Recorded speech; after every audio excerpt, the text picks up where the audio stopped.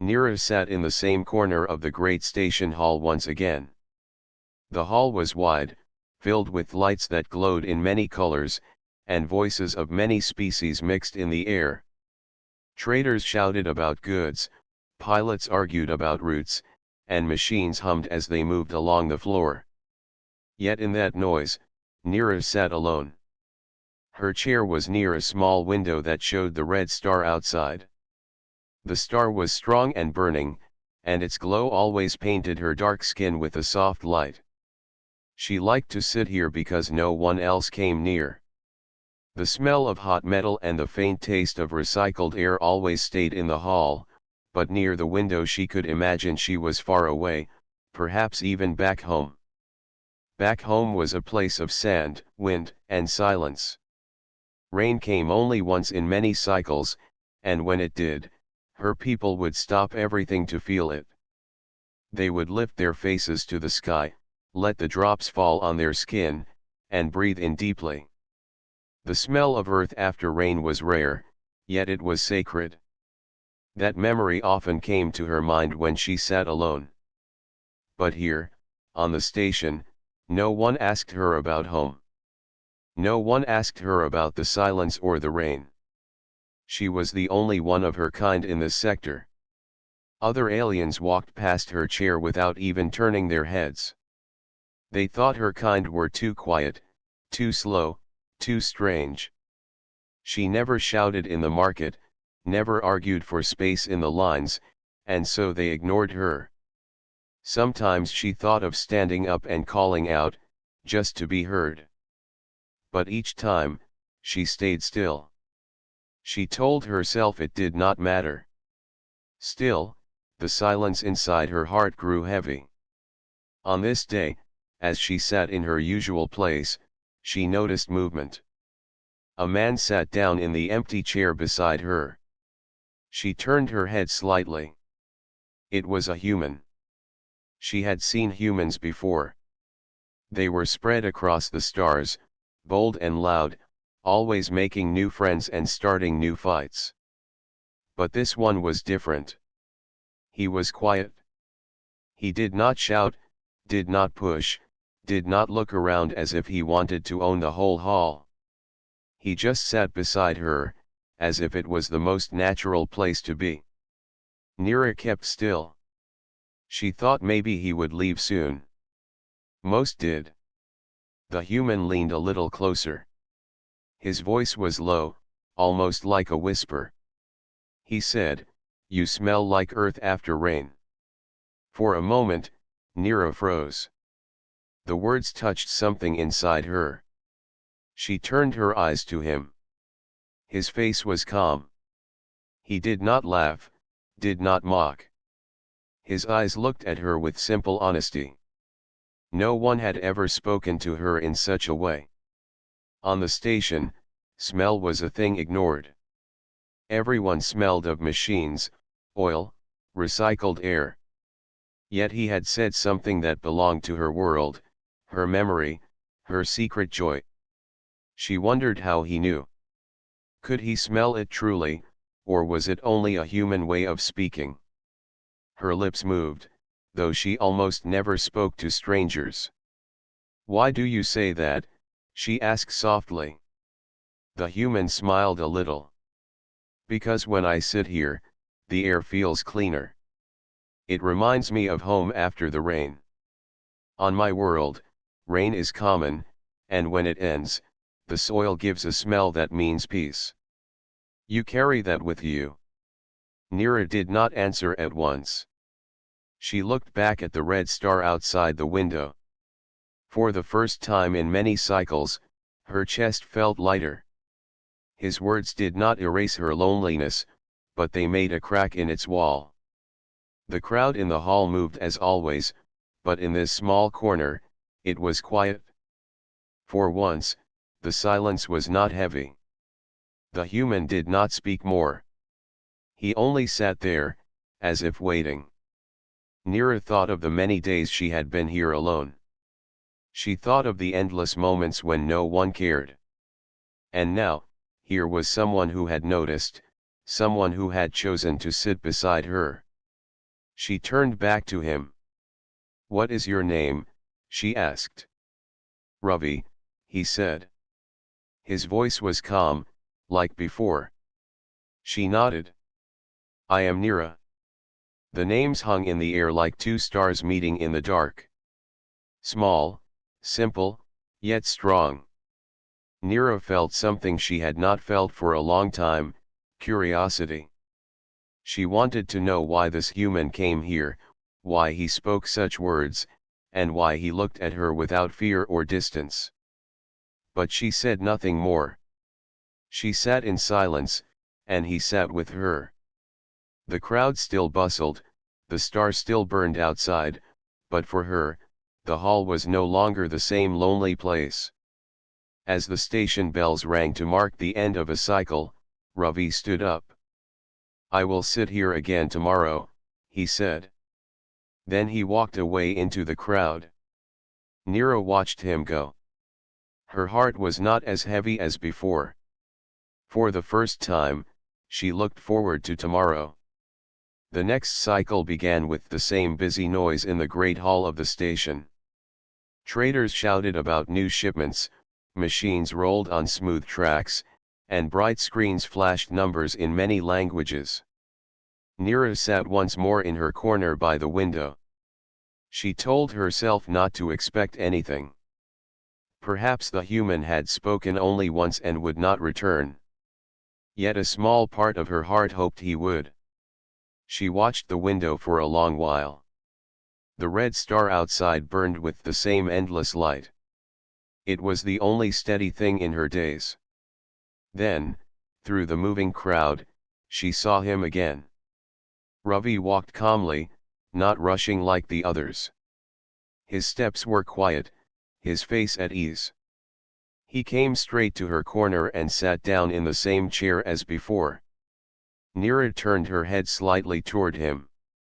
He gave a small smile, not too wide, not too forced. He said, "Good to see you again." Her hands rested on her lap. "You came back," she said, her voice low. "I said I would," Ravi answered. He leaned back in the chair, as if this place was already familiar to him. "And I keep my word." The words warmed Nira more than she expected. She was used to promises that dissolved like mist.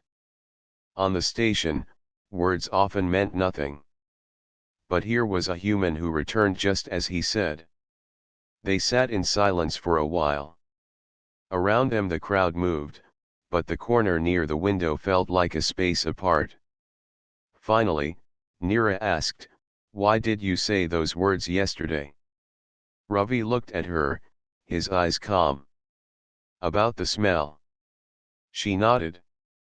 He took a slow breath before speaking. "On my world, after rain, the ground breathes. The air changes. The smell tells us the sky has given new life. It is a simple thing, but every child remembers it. When I sat near you, the air felt like that. So I said it." Nira's eyes grew thoughtful. She spoke softly, "On my home, rain comes once in many cycles. When it falls, all people gather to breathe it in. We stop work, we stop speech. Only the sound of water is heard. The earth gives a smell then. I know the one you speak of." Ravi nodded slowly. "Then we share the same memory, though our worlds are different." Nira felt her heart stir. For so long she had thought her memories were only for herself. Now, sitting beside this human, she saw that across the stars someone else understood. They spoke more. Ravi told her about his family's farm, where green fields spread wide and rain was both gift and trouble. Too much rain ruined crops, too little made the soil crack. Nira listened, her eyes never leaving his face. She told him of her desert home, where silence was deep and voices carried far. She told him of tall stones that marked paths in the sand, and of nights where stars filled the sky in endless numbers. Ravi listened with care. He did not interrupt. He did not laugh. He asked questions gently, and his interest felt real. Neera realized her voice was stronger than before. She was speaking freely, without fear of being ignored. After a while, Ravi pulled a small packet from his bag. He opened it, and the smell of food rose in the air. It was bread, simple and warm, with bits of fruit baked inside. He offered it to her. Neera hesitated, then accepted. She took a small bite. The taste was sweet, soft, and unlike anything she had eaten in the station market. She smiled faintly. It is good. Ravi laughed softly. On my world, this is food for journeys. My mother used to pack it when I traveled far. I thought you might like it. They shared the bread between them. For Neera, it was the first time in many cycles that she had eaten with someone by her side. As the hours passed, more travelers filled the hall. Some looked at them with curious eyes. Neera noticed whispers from a group of merchants. She heard her name, spoken with suspicion. She lowered her gaze, but Ravi spoke before she could grow quiet. Do not mind them, he said. People always whisper when they see something they do not understand. But whispers mean nothing. Truth is here, in how we sit and speak. His words gave her courage. She lifted her head again. For the first time, she did not feel ashamed to be seen. When the hall bells rang again, Ravi stood up. I will return tomorrow. Same place, same time. Neera looked at him carefully. Why do you choose to sit with me? She asked. Ravi thought for a moment. Then he answered, because when I sit here, I feel peace. The noise of the station fades. And because you remind me of the smell of earth after rain. That is reason enough. Neera did not reply, but her eyes softened. She watched him walk into the crowd once more. She sat still in her corner, yet the hall no longer felt empty. That night, as she rested in her small room, the memory of his words stayed with her. She replayed them again and again. No one had ever spoken to her like that. No one had ever given her such simple kindness.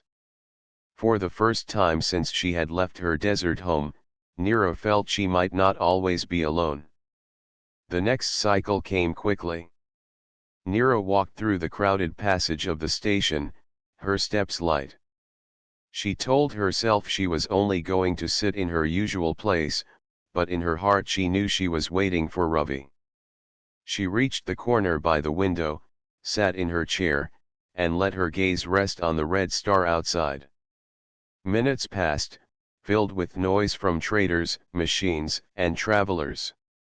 For a short while she feared that perhaps Ravi would not return. But then, through the moving figures, she saw him again. He walked calmly as before, carrying a small bag at his side. When he reached her corner, he smiled. I said I would return, he said. Neera felt her lips curve into a faint smile. Yes, she replied. Ravi sat down. He placed the bag on his lap and opened it. Inside were small containers. The smell of cooked food rose, warm and rich, carrying spices that Neera did not know. I thought we could share a meal, Ravi said. On my world, sharing food is the first step toward friendship. Neera tilted her head slightly. On her home world, food was eaten in silence, and sharing meant deep trust. She looked at the containers, then at Ravi. You would share with me? She asked. Yes, he said simply. She reached out slowly and took one of the containers. Inside was a mixture of grain and vegetables, soft and seasoned. She tasted it carefully. The flavor was bright and full, unlike the dull rations of the station. Her eyes widened slightly. "It is good," she said. Ravi smiled. "It is a recipe from my family. I learned to cook it as a boy." They ate together. Between bites, Ravi spoke of his home. He told her of wide fields of green, where water ran through narrow streams. He described skies filled with heavy clouds that poured rain often, turning the soil dark and rich. Neera listened with deep attention. Each word painted a picture in her mind, a world so different from her desert home. When she finished her food, she placed the container carefully beside her. "On my world, food is not plenty," she said. "We eat what the sand gives. Roots, small fruits, and water from deep wells. When rain comes, we gather all people together. We do not speak. We only eat in silence, to honor the gift." Ravi leaned forward slightly. "So for you, food is sacred?" "Yes," she said. "To share food is to share life." He nodded. "Then today we shared life." Nero looked at him with quiet eyes. She was not used to such simple truth spoken without pride or demand. His words carried no weight of bargain, only meaning. As they sat together, more travelers passed by. Some slowed to glance at them. Neera noticed their eyes, curious and sometimes suspicious. She heard whispers again. But this time she did not lower her gaze. Ravi was beside her, and the warmth of shared food remained in her chest. Ravi noticed the stares as well. "They wonder why a human sits with you," he said calmly. "They do not understand. That is fine. We do not need them to." Neera's lips pressed into a small line, then softened. "They always whisper. I am used to it." "But it is wrong," Ravi replied. His voice stayed steady, but there was strength in it. "People should not be left alone only because they are different." Neera studied him. "Do humans not do the same?" she asked. Ravi gave a small smile. "Sometimes we do. But sometimes, we choose better." His words stayed in her mind. Later, as the hall bells rang to mark another change of time, Ravi packed away the empty containers. "Tomorrow, I will bring something new," he said. "You do not need to," Neera replied softly. "I want to," Ravi answered. "I enjoy sitting here with you." For a moment, Neera could not find words. She had lived many cycles with no one choosing to sit beside her. And now this human not only sat with her but wanted to return again and again. When Ravi left, Neera remained at the window. She looked out at the burning red star, but her thoughts were far away. She thought of rain, of earth, of food shared across worlds. She thought of the way his eyes met hers without fear. That night in her small room, she closed her eyes and remembered the taste of his food. It was not just flavor but meaning. For the first time, she dreamed of two worlds joined by something as simple as a meal. The next cycle, she walked through the market before going to her corner. She passed stalls filled with dried fruit, pressed roots, and packets of grain. For a long moment she stood before them. Her hands trembled slightly. Then she bought a small package of dried fruit from her home world. It was rare and costly here, but she felt it was worth it. When she reached her chair, Ravi was already waiting. He smiled at her. "I am glad you came." Neera sat and placed the packet on the table between them. "Today, I will share," she said. Ravi's eyes lit up. "From your world?" "Yes," she said. She opened the packet and handed him a small piece. He tasted it, chewing slowly. The fruit was sharp, with a hint of salt from the desert's oil. "It is strong," he said, his face thoughtful. "But I like it." Nira felt warmth spread in her chest. She had given him something of her world, and he had accepted it without hesitation. They ate together, and the noise of the station faded around them. Nira felt something growing between them, something fragile but steady. She did not name it, but she carried it inside. The station grew louder each day as more ships arrived from across the stars. Voices filled the great hall, footsteps echoed on the metal floors, and machines hummed as they carried goods.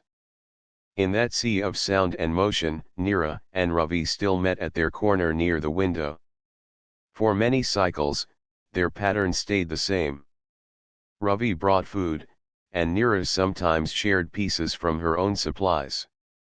They spoke of their homes, their families, their worlds. Sometimes they sat in silence, but it was no longer the heavy silence of loneliness. It was a silence that carried peace. Yet whispers followed them. Traders passing by would glance at Nira and Ravi, then mutter to each other. Some pointed, some shook their heads. Nira pretended not to hear, but the words reached her ears anyway. Strange pair. Humans will sit with anyone. She is one of them. Dangerous to trust. Nira's chest tightened each time.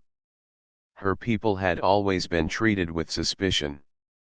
Long ago, there had been conflict between her kind and others. Though she had done nothing, the shadow of old stories still followed her. On this station, it was stronger than ever. One evening, when the hall was less crowded, Nira spoke quietly. "Do you not hear them? They do not like that you sit with me." Ravi leaned back in his chair, folding his arms. His eyes stayed steady on hers. "I hear them," he said. "Then why do you stay?" she asked. Her voice was soft but heavy with doubt. "Because their whispers do not matter," Ravi replied. "I choose my own path. I sit here because I want to. I sit here because I see you, not their stories." Nira lowered her gaze. "My people are not trusted. They say we hide secrets. They think we cannot be loyal." Ravi's voice grew firm. "And do you believe that about yourself?" She shook her head slowly. "No. But others believe it. Always. I fear one day you may believe it too." Ravi leaned forward, resting his arms on the table. "Listen to me, Nira. I judge by what I see, not by what others whisper. I have shared meals with you. I have listened to your stories. I have seen your eyes when you speak of your world. That is truth to me. Not the noise of the hall." His words pressed against her heart, steady and clear. She lifted her gaze again, meeting his eyes. In them, she saw no fear, no doubt. Only quiet strength. Still, the whispers did not stop. A group of merchants began to sit nearby, speaking louder each day. They told tales of Nira's people, how they vanished during wars, how they refused to fight beside allies, how they left others to suffer. Some of the stories were twisted, others half true. But all were spoken to wound. One day, Ravi turned his head toward them. "Enough," he said in a calm but firm tone. "If you have something to say, say it to me." The merchants fell silent for a moment. Then one spoke. "Human, you waste your time. She is not worth your trust. Her kind will leave you when you need them most." Ravi's jaw tightened, but his voice stayed even. "I will decide who is worth my trust. Not you." The merchants muttered among themselves, then left the corner. Nira watched him carefully. "You defend me," she said softly. Ravi turned back to her. Of course I do. You risk being seen as a fool, she whispered. I would rather be called a fool for trusting than be wise in their eyes while leaving someone alone, he replied. For a long time, Neera said nothing. She only looked at him, her chest rising and falling slowly. She had never known someone to speak for her before. The next cycle, when Ravi arrived, Neera brought with her a small object wrapped in cloth. She placed it on the table between them. This is from my world, she said. She unwrapped it to reveal a stone, smooth and dark, carved with simple patterns. We give such stones only to those we trust. Ravi lifted the stone gently. The carvings caught the light of the hall lamps. It is beautiful, he said. It is not for beauty, Neera explained. It is for memory. When you hold it, you carry the trust of the one who gave it. Ravi closed his hand around the stone. Then I will carry it always. Neera felt warmth spread in her chest again, stronger this time. She had shared food, she had shared stories, and now she had shared trust. Still, doubt lingered at the edges of her mind. She wondered if one day the pressure of whispers would be too much, if Ravi would choose the safety of the crowd over the risk of standing beside her. But each day he returned. Each day he sat in the same chair, calm and steady. Each day he spoke to her as if she were not invisible, not an outcast, but simply Neera. And slowly, the whispers mattered less. One night, when she lay in her small room, Neera thought of the words he had spoken on the first day. You smell like earth after rain. She understood more now. He had seen her not as the station saw her, but as she truly was. And he had stayed. In that thought, she found a new kind of strength. The station lived in its usual rhythm. Ships came and went, traders sold their goods, and machines kept the endless work moving. To most, life seemed normal. But deep inside the metal walls, something was wrong. Neera first felt it in the air. Sitting by the window, she closed her eyes and breathed. The air was heavy, not in the way of dust or smoke, but in the way of imbalance. Her senses, trained on her desert world where the wind was life, told her something was shifting. Ravi noticed her expression. What is it? He asked. Neera opened her eyes. The air feels thin. Not yet dangerous, but not steady. Ravi frowned. The systems are failing. Perhaps, she said. The machines keep the balance here. If something is broken, it must be found quickly. Ravi leaned back, thinking. We should tell the engineers. They may not listen, Neera replied quietly. They do not trust me. They will say I imagine it. Ravi studied her face. Then I will go with you. If you speak, I will stand beside you. Neera felt a spark of courage. Together, they went to the engineers section of the hall. Large screens showed numbers and maps of the station. Workers moved quickly, checking machines and listening to reports. Neera stepped forward, but as she expected, the chief engineer frowned. You again? What business have you here? Before she could answer, Ravi spoke. She feels a fault in the air system. You should check the lower vents. The engineer waved a hand. The systems show no alarm. The human listens to old tales. Ravi's eyes grew sharp. The systems may show nothing yet. Will you wait until alarms sound and people fall weak? Or will you listen now? The engineer muttered, but he called a worker to check the lower levels. Hours passed. Neera and Ravi returned to their corner. Neera's hands rested in her lap, tense. Ravi placed the stone she had given him on the table, as if to remind her that he trusted her. Then the alarm came. A sharp sound cut through the hall. Lights flashed red. A voice spoke from the speakers, life support fault detected in habitat ring 3. Air pressure falling. The crowd in the hall stirred in fear. Traders shouted, machines halted, children cried. The same engineer who had doubted them now rushed to the hall with others. He looked at Ravi and Neera. You were right. The vents are failing in ring 3. We need help to reach them. The paths are narrow. Many of us are too large to move through them. Neera stood at once. I can do it. My people learned to move through small paths in the stone canyons. The engineer looked doubtful, but Ravi spoke firmly. She can. And I will go with her. The engineer hesitated, then nodded. Very well. If you fail, the ring may lose all air. Hurry. Neera and Ravi followed a guide to the lower passages. They entered a narrow corridor where the light flickered. The sound of air rushing faintly through cracks echoed in the metal walls.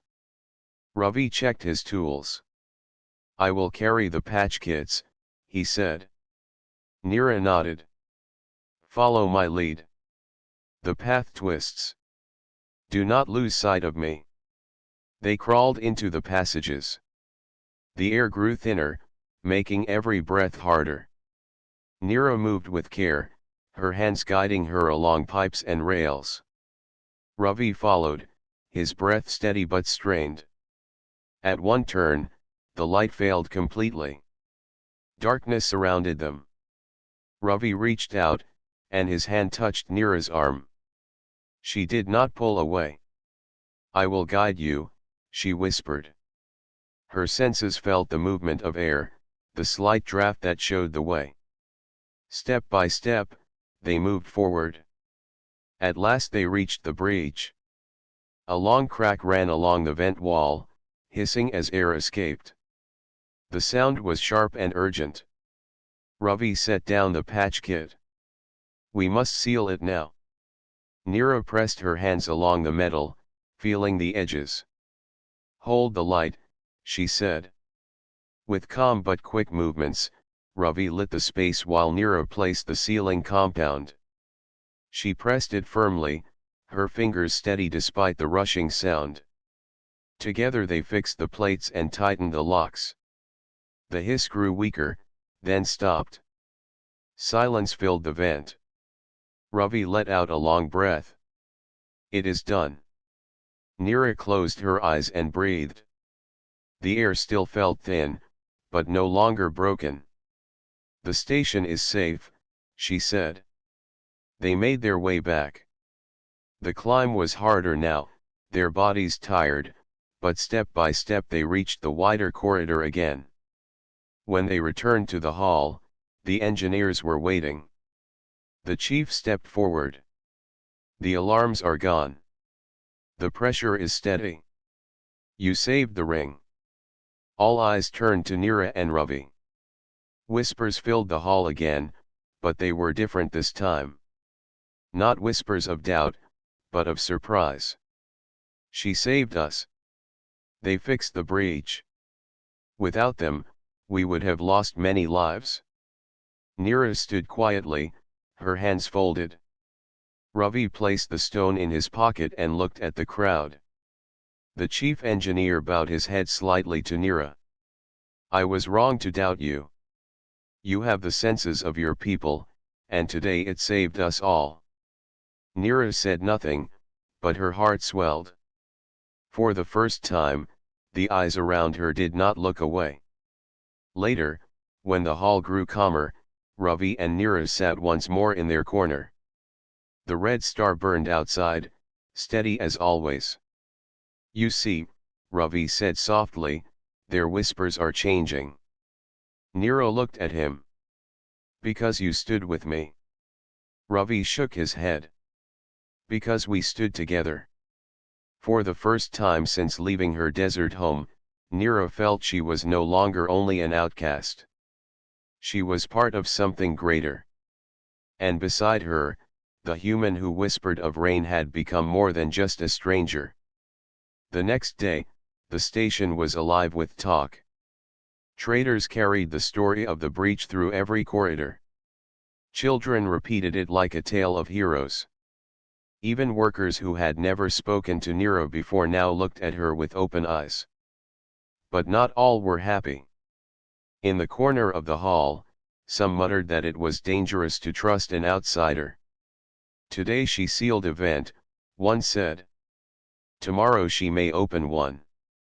Fear still lingered, like a shadow behind the light. Ravi noticed this, but he stayed calm. He knew change was slow. Still, he also knew something had begun, and once begun, it could not be stopped. That morning, the chief engineer sent for both of them. Nira and Ravi entered the control chamber where maps of the station glowed on tall walls. The engineer pointed to one section. The system still shows small faults. The machines are old. We must repair them fully. We will need your senses again. Nira felt her chest tighten. She had thought her task was finished, yet the danger was larger. But before fear could take her, Ravi spoke. We will help. Tell us what must be done. The engineer nodded. The lower pumps must be checked. The paths are deeper and more complex than before. We cannot risk sending only machines. We need eyes, hands, and instinct. Nira agreed at last. I will go. My people learned to walk caves for water. I will use that skill here. The engineer looked at Ravi. And you? I go wherever she goes, Ravi said simply. The engineer gave them tools and maps, then warned, if you fail, the pumps may stop. Without them, the air will not last more than a few days. They prepared quickly. Ravi checked each tool, making sure the seals and lights worked. Nira tied a cloth around her wrist where she had once worn a charm of her people, as if to carry their strength with her. Together they entered the deep passages of the station. Unlike before, these tunnels were colder and darker. The hum of machines was louder, like a heartbeat echoing through the walls. The air carried the smell of metal and oil. As they moved, Ravi spoke quietly. This place feels alive. Like a giant creature breathing. Nira nodded. Yes. And if we fail, its breath will end. They pressed on until they reached the first pump. It was huge, taller than both of them, with pipes stretching in every direction like veins. The sound was uneven, sometimes strong, sometimes weak. Ravi placed his ear against the metal. It skips. Like a drum losing rhythm. Nira touched the pipe, closed her eyes, and listened with her whole body. The flow is blocked somewhere, she said. We must find where the path narrows. They traced the pipes together. The journey was not simple. They had to crawl through small spaces, climb over broken panels, and balance on thin beams above deep shafts. At one point Ravi slipped, but Nira caught his arm and pulled him back. He smiled faintly. Seems I need you more than I thought. She looked at him with steady eyes. We need each other. At last they found the fault. A valve had rusted, half closed by age. The flow could not pass freely. Ravi worked with his tools, but the valve was stiff. His hands shook with the effort. Nira placed her hands over his. Together, she said. They pressed as one. The valve groaned, resisted, then slowly turned. The sound of rushing air filled the pipe, stronger now, steady once more. The pump's rhythm changed. It beat strong again, like a living heart. Ravi leaned back, sweating but smiling. We did it? Neera nodded, but her gaze was still sharp. There may be more. We must check all. They worked for many hours, moving from pump to pump, pipe to pipe. Each fault they found, they repaired. Each danger they faced together. By the time they returned, their bodies were tired and their clothes stained with oil, but their spirits were high. The engineer met them at the chamber. He read the new numbers on the screen and let out a long breath. The flow is balanced. The danger is past. You have saved the station again. The crowd outside was waiting. As Ravi and Neera stepped into the hall, voices rose. Some cheered, some clapped, and children ran forward to see the heroes. Ravi lifted his hand in greeting, but Neera stood still. The attention was strange to her, heavy and bright. For so long she had lived as a shadow. Now the light was on her. One elder stepped forward, his voice strong. We doubted you. We whispered against you. But you saved us not once, but twice.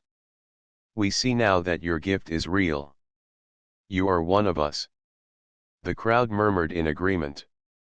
For the first time, the voices carried not fear, but respect. Neera felt tears in her eyes, but she held them back. She spoke slowly, her voice clear. I did not act alone. Ravi stood with me. Without him, I could not have done this. We saved the station together. The people turned to Ravi, and their respect grew for him too. That night, the hall was quieter. Traders still worked, machines still hummed, but there was a sense of peace. Neera sat by the window, the red star glowing outside. Ravi sat beside her. You spoke for me, Ravi said softly. You spoke for me first, Neera answered. For a long time they sat in silence, watching the endless light of the star. At last Ravi said, when I came here, I thought I was alone. But now I know I was wrong. Neera turned her face toward him. And when I came, I thought I was unwanted. Now I know I was wrong too. The red star burned steady, as if listening. That night, two voices, once alone, had become one. And in the great metal station turning around the star, a bond was formed that no shadow could break. The station turned slowly around the red star as days passed. Life in the halls returned to its rhythm. Traders sold goods again, workers repaired panels, and children played near the markets. But something had changed. Neera was no longer the shadow in the corner. When she walked through the hall, people nodded to her. Some even stopped to speak. The air smells fresh today, one worker said, smiling at her. Thank you for saving us. Others asked about her home world, about the rains she remembered. For the first time, they wanted to know her story. Ravi noticed this and smiled quietly. He saw how her steps had grown stronger, how her eyes lifted more often to meet others. Yet she remained the same Neera, calm, steady, never seeking attention. One evening, as they sat near the window, Ravi said, You changed this place. The people see with new eyes now. Neera shook her head gently. We changed it. Alone, I would not have spoken. Alone, you would not have reached the valves. Together, we became stronger. Her words were true, but Ravi also knew something else. She had given the station a gift beyond tools or repairs. She had given them trust. Not long after, the chief engineer called them again. We have decided to form a new team, he said. A team for deep systems, where machines cannot sense but living hearts can. Neera, we want you to lead it. Ravi, we ask you to stand with her. Neera was silent. She had never led anything in her life. She had always walked alone, unseen. The thought of guiding others felt heavy. Yet she looked at Ravi, and his calm eyes told her she was not alone anymore. At last she said, I will try. The days that followed were filled with work. Neera and Ravi trained new members. They taught them how to listen to pipes, how to feel the flow of air, how to trust instinct as much as machines. Some students struggled at first, but Neera's patience guided them. Ravi added his strength, his humor, and his care. Together, they built a small circle of people who could keep the station safe. As weeks passed, Neera began to see something greater. The station was not only metal and wires. It was a living place, filled with many kinds of life. If each kind stayed apart, fear would always grow. But if they joined, even the strongest shadow could not break them. One day, after training, Neera spoke to Ravi. Do you think we can bring more together? Not only workers, not only our team, but all. Traders, engineers, children, elders. Could we make one voice, not many whispers? Ravi thought for a long moment. Then he nodded. Yes. If we show them that unity gives strength, they will listen.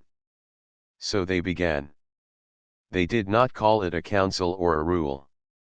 They simply invited voices. At first only a few came, workers curious about their heroes. Then traders joined, sharing concerns. Elders came next, bringing memory of old ways. Even children sat near, wide-eyed, listening. Neera spoke softly, never forcing her words. Alone we are weak, she told them. But together, we kept this station alive. If we share our voices, we can keep it strong. Ravi added, fear divides us. Trust holds us. Let us build on trust. The circle grew each cycle. What began as two in a lonely corner became many, sitting side by side, speaking of the future. The station changed again. Fewer voices whispered fear in shadows. More voices called for unity in light. Still, not all was easy. One day a group refused to join, saying, we do not need others. We can stand alone. The old fear rose again, sharp as before. But Neera faced them calmly. She told them of her world, where water was rare. When rain comes, no one stands alone. All come out, all share, all lift their faces to the sky. If one turns away, that one gains nothing. If all join, all are blessed. This station is our rain. We must share it. Her words carried weight. Even those who doubted could not ignore them. Some turned away still, but others began to listen. Ravi looked at her then with pride. You are not only saving air now, he said quietly. You are saving hearts. Neera lowered her eyes, but a small smile touched her lips. Time flowed on. The station thrived. Repairs grew easier, for many hands now worked with care. Trade grew stronger, for trust was high. Children played without fear of silence. And often, when the day was done, Neera and Ravi sat by the window. The red star still burned, steady and bright. One evening Ravi asked, do you ever wish to return to your world? Neera thought long. My world will always live in me. The smell of earth after rain will never leave. But here, I have found something new. Here, I am not alone. My home is now where unity lives? Ravi nodded. Then we will build it together. They sat in silence, the kind of silence that was no longer heavy but full of peace. Outside, the red star burned. Around it, the great station turned, carrying many lives, many voices, and one new bond that shone like light in the dark. And in that bond, humanity had given something simple yet rare: a hand to hold, a voice to whisper, and the courage to say, "You are not alone."